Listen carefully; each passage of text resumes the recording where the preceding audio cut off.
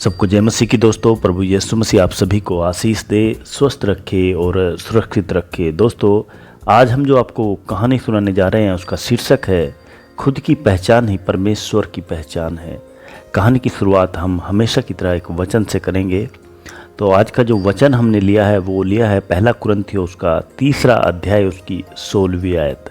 वचन में लिखा हुआ है, दोस्तों, क्या तुम नहीं जानते कि तुम परमेश्वर का मंदिर हो और परमेश्वर का आत्मा तुम में वास करता है।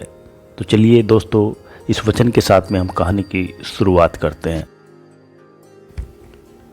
दोस्तों, एक सन्यासी जो है पूरी दुनिया की यात्रा करके भारत वापस लौटा। एक छोटी सी रियासत में मेहमान हुआ।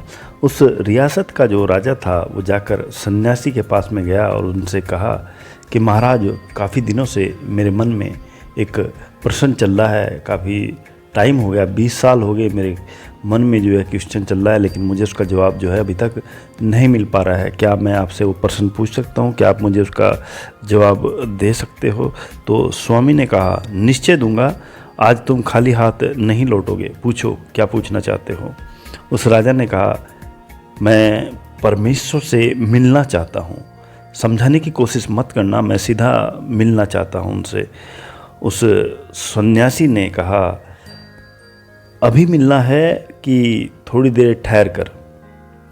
ये सुनते ही राजा को जो है बड़ा आश्चर्य हुआ। उसने जो है सन्यासी से कहा, माफ़ करिए महाराज, शायद आप समझे नहीं कि मैं परमपिता परमेश्वर की बात कर रहा हूँ। आप यह तो नहीं समझ रहे हैं कि मैं ईश्वर नाम के किसी व्यक्ति से मिलना चाहता हूँ जो आप कह रहे हैं कि अभी मिलना है, थोड़ी देर ठहर कर मिलोगे। उस सन्यासी ने कहा, महानुभाव, भूलने की कोई गुंजाइश ही नहीं है। मैं तो 24 घंटे परमात्मा से मिलाने का धंधा करता हूँ। अभी मिलना है कि थोड़ी देर में रुक कर मिलना है? सीधा जवाब दो। राजा ने हिम्मत जुटाई और उनसे कहा, अच्छा ठीक है, मैं अभी मिलना चाहता हूँ, मिला दीजिए।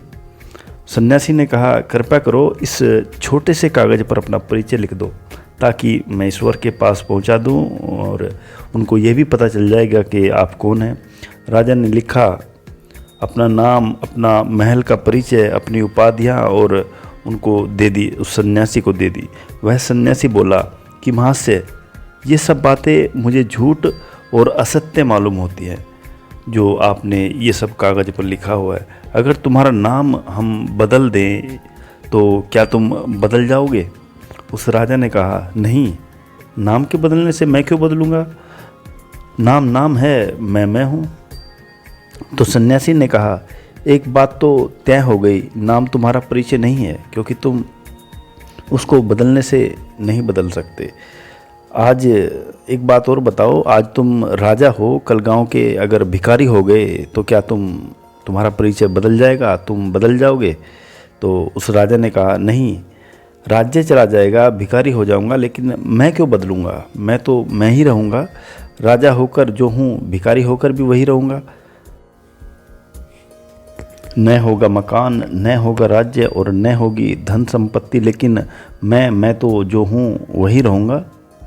तब सन्यासी ने कहा, तब तो तय हो गई दूसरी बात भी कि राज्य जो है वो तुम्हारा परिचय नहीं है, क्योंकि राज्य छिन जाएगा तो भी तुम नहीं बदलोगे। अब एक बात और बताओ, तुम्हारी उम्र कितनी है?